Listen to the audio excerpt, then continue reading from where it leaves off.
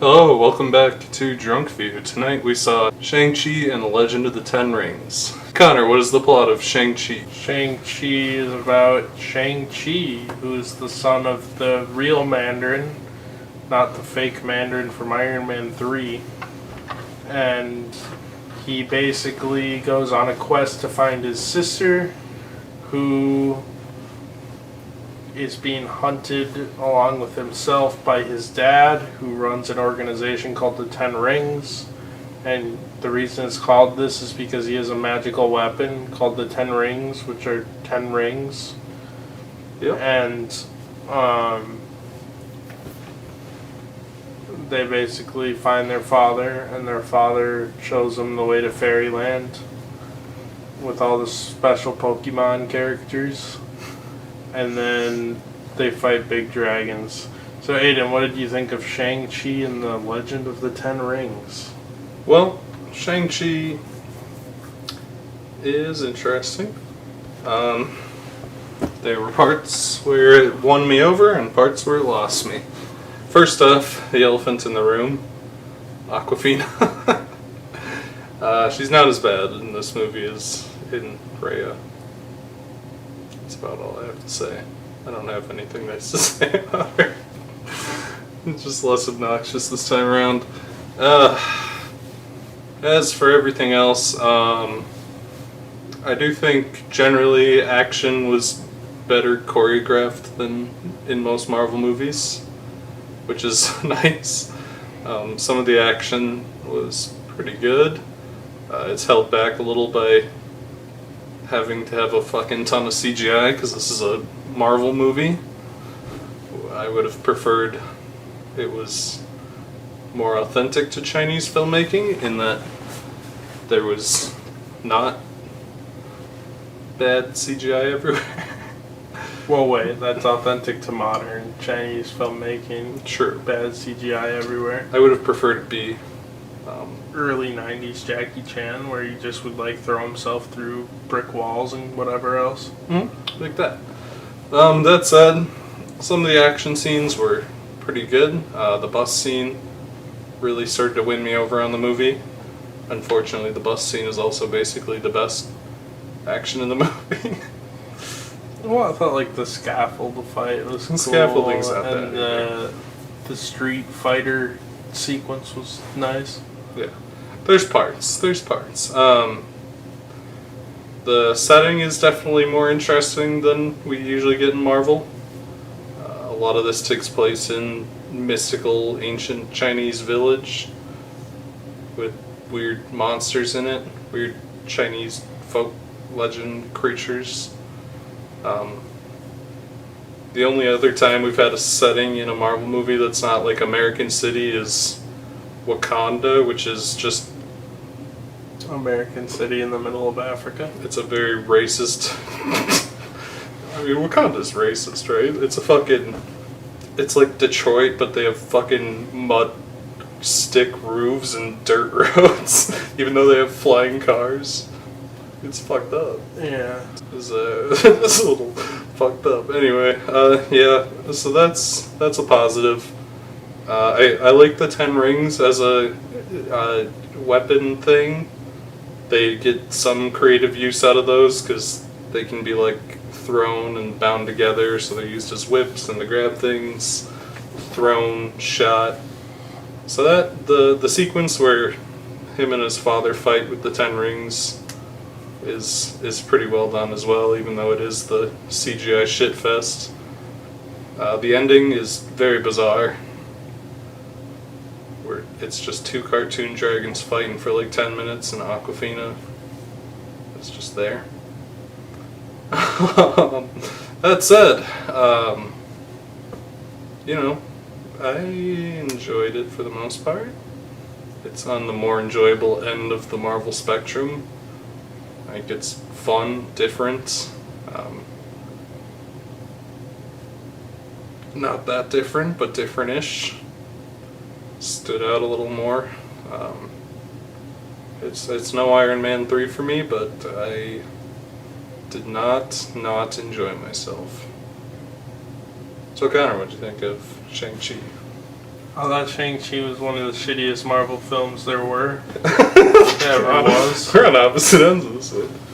So, I was really into the first pretty much until they end up at their father's village. Mother's village, but yeah. Well, not their mother's village, their father's compound. Oh, okay. And then continuing into their mother's village. Yeah. No, I thought the fake Mandarin being there was kind of weird. Like, did we really need him in the film? I'm glad he was best funny. Marvel movie's getting some love. He was funny, but I was like, with his little sidekick, we really want this to be the next baby Groot. The Porg.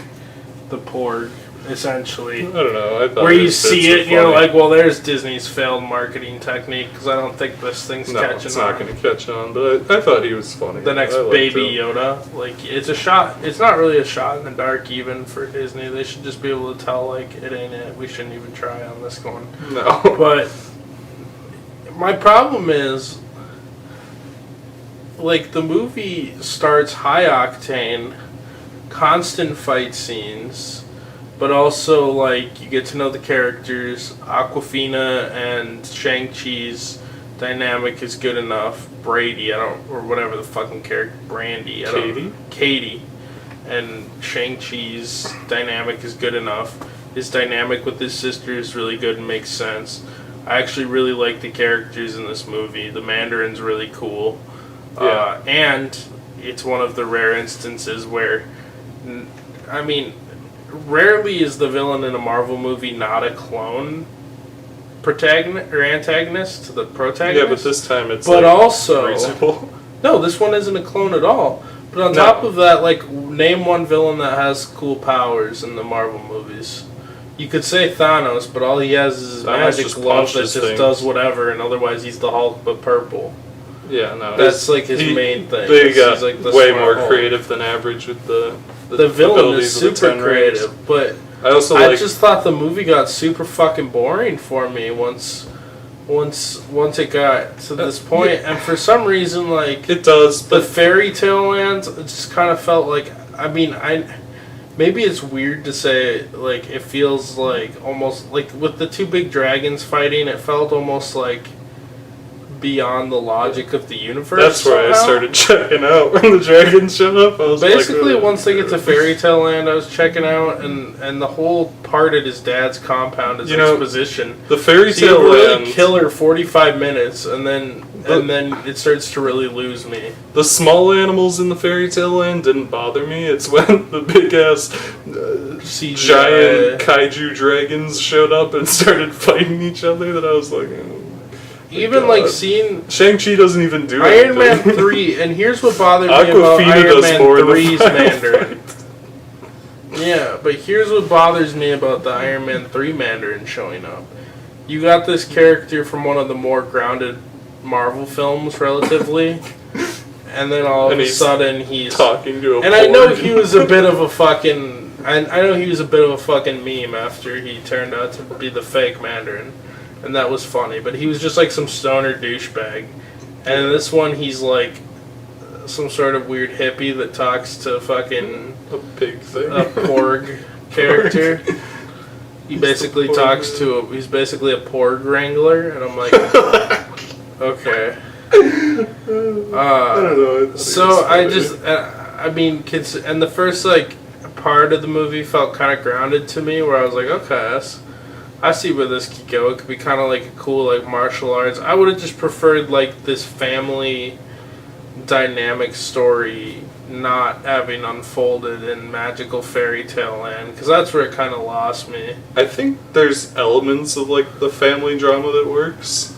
No, I think the family drama works. I just think it ends in a weird setting. The problem with the family drama for me is that the whole thing is, like, the dad is misled and he's trying to bring back his wife, and he becomes super evil because of it.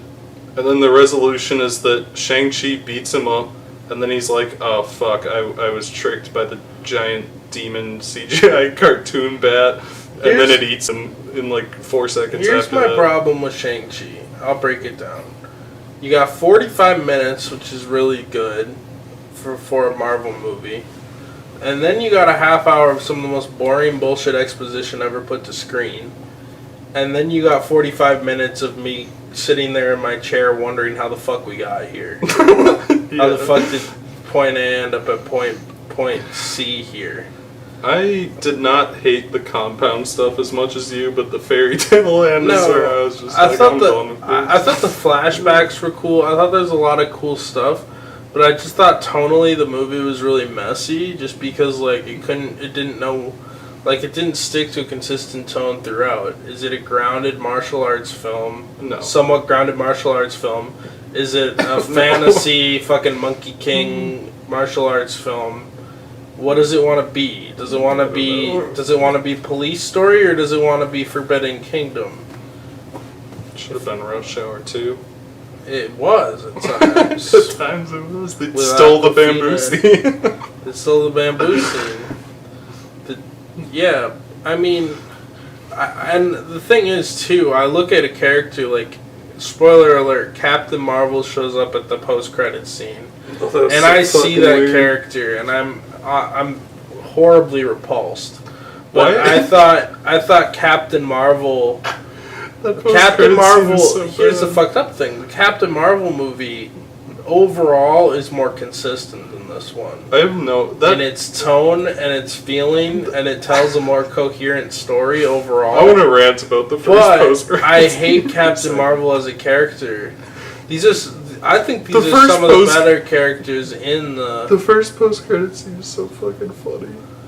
Yeah, the first I mean, we can get to that in a second, but, like, my whole point, what I'm rounding off to, is that I thought there was a lot of potential to the characters, and this is one of the movies, and I felt the same way about Black Panther a lot, where you have a cast of characters, and I felt more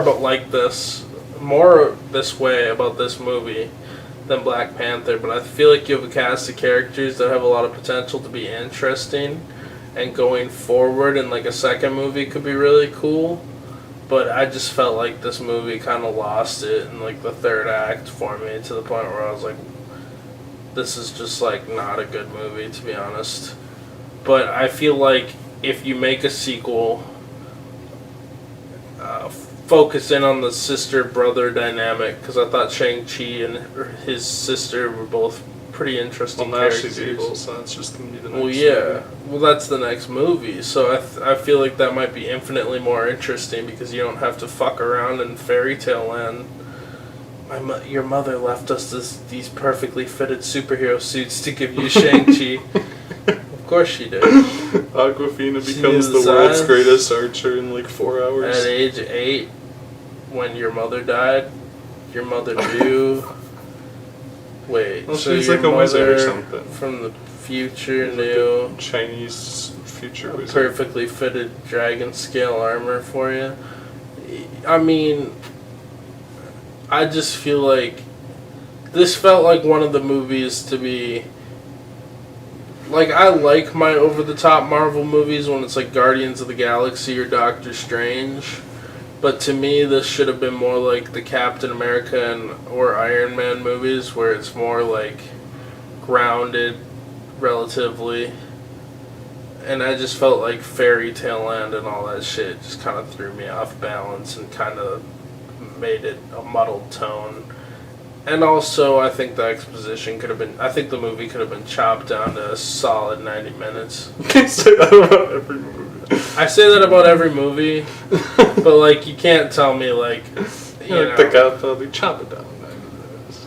Godfather's good. Godfather's not Shang-Chi, there's a difference. Yeah.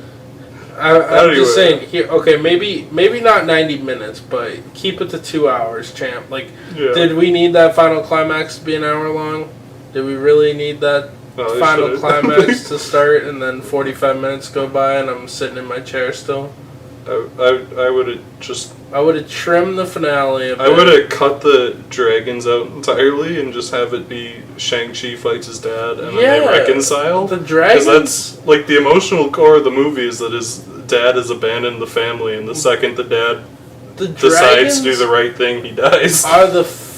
The dragon might giant. have overtaken to be the worst climax in the MCU, because previously, and here's the only contender is still the PS2 cut QuickTime event from Black Panther. Black Panther. I would also say whatever the fuck is going on in Age of Ultron, because Age of Ultron's ending is really bad as well. The finale, where it's just like 40 minutes of them like, shooting here's robots. these two CGI dragons we introduced 10 seconds ago. Here's these 500 CGI robots. And wasn't it the same ending as Raya the Dragon, where like didn't like a couple dragons? No, the dragons. I don't know. No, Raya gets like fucking shot or something. They fight. They're fighting, and then like they a don't big fight dragon. dragons. They fight. Like, oh no, the they cloud revive things. the dragons, and the clouds are coming after them. Okay. Anyway. Sure, but I mean, yeah. I started laughing out loud during the post-credits scene. It's so bizarre. It's such a weird. Come through this portal. The guy I thought was Shang-Chi. In my defense, I thought Doctor Strange's sidekick was Shang-Chi because I was under the assumption that like they always do, Marvel would introduce a character like 4 movies before they're needed. So I think it was a reasonable assumption to think that guy was Shang-Chi up until today. Have you considered racism? It's not racism. There had been no Asian people in the whole MCU up until this point. Did you go into Doctor Strange and expect to see fucking Captain America? Or some shit? What are you talking about? I don't know.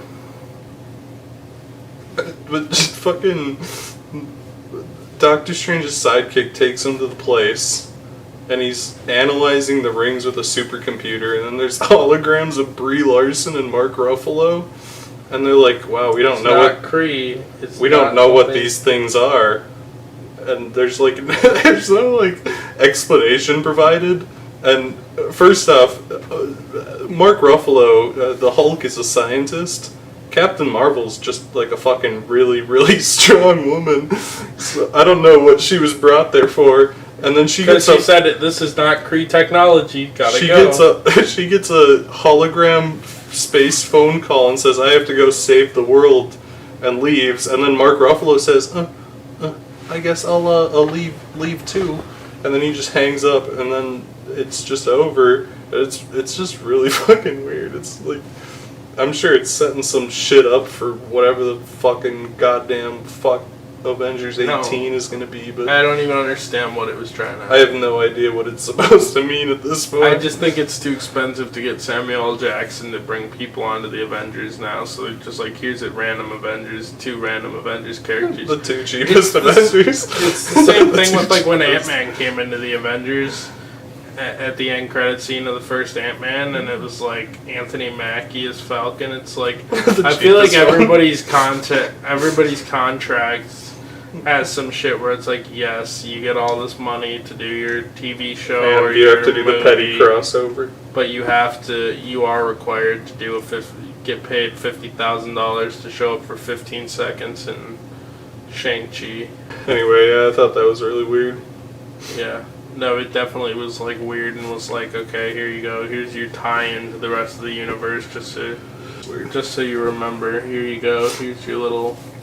Here's the guys you know. And like I said, I think Captain Marvel's a better movie, but I'm audibly annoyed by how bad. Like I said, I think that Captain Marvel's a better movie than Shang-Chi overall, like in terms of being more coherent and consistent.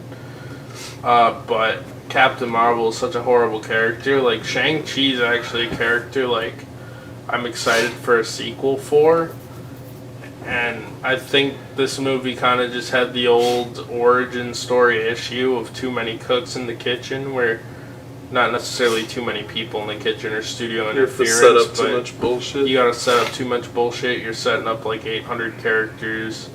You have to set up the origin. You have to go to fucking Magic Fairy Tale Land because this has to be just epic like everything else.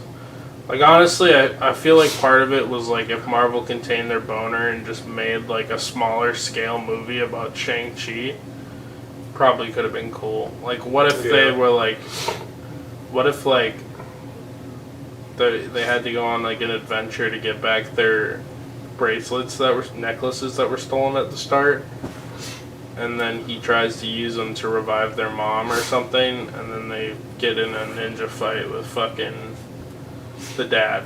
That would have been perfectly sufficient. I really would have preferred if the resolution of the movie was they fight their dad and then their dad realizes that he was a bad father and they go home. If the movie didn't take a tonal one, if the film didn't go off into a random direction halfway through. If you want to set up the sister becoming evil, you could have the sister kill the dad at the end. Yeah, get revenge. Something like that. Shang-Chi learns his lesson. And then it causes a rift between Shang-Chi and his sister, something. So his sister takes and over there's the no organization. dragons. Right. Something. Like no dragons. You take the first 45 minutes of this movie, and it could have been a really, I feel like it could have been a really great Marvel film. Like Kung Fu Marvel film, it would have been something a little different. Would have been something a little creative. Would have felt a little more like the first couple phases of Marvel where they could actually contain their boner, but it just felt like it had to be so fucking high stakes, so fucking high energy. And at the end of the film, I felt like it just kind of fell apart. So Aiden, would you recommend Shang-Chi? Yeah, I think I would. I genuinely, the ending is rough, but I think the first half or so of it is unique and pretty well done. It's certainly not Iron Man 3, which is my favorite, but it's not bad up until the end when it does become bad. So I guess draw your own conclusions on if you'd see it based on how much the ending would ruin it for you. Connor, would you recommend Shang-Chi? I'm gonna have to go with no on this one. There's nothing you're gonna miss from the Marvel movies. The only caveat is I do like the characters, but I just feel like it's so bloated and boring by the end that, like, I don't know. There's potential in the sequel. I want to give the Shang-Chi universe a second chance, but as a whole coherent story, I couldn't recommend this movie on its own merits without, like, saying, oh, but it's Marvel, so this thing's probably going to get a trilogy.